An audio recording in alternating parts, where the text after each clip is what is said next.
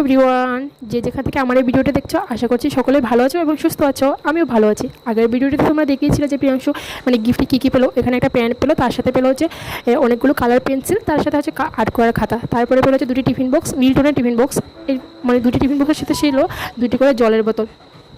আর এই টিফিন বক্সটার ভিতরে একটা ছোটো টিফিন মানে ছোটো একটা কৌটো ছিল।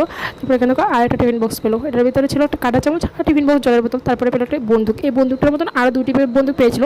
কালকে ওর একটা দাদা আর ভাই এসেছিলো, ওদেরকে দিয়েছিলাম। তারপরে পেলো হচ্ছে একটা গাড়ি, তারপরে পেলো আবার একটা বন্দুক। তারপরে এখান থেকে দুটি থালা পেলো। তারপরে একটা পড়ার টেবিল পেলো, যেটা ওর মামনি ওকে দিয়েছে, স্পাইডারম্যান ভালোবাসে বলে স্পাইডারম্যান।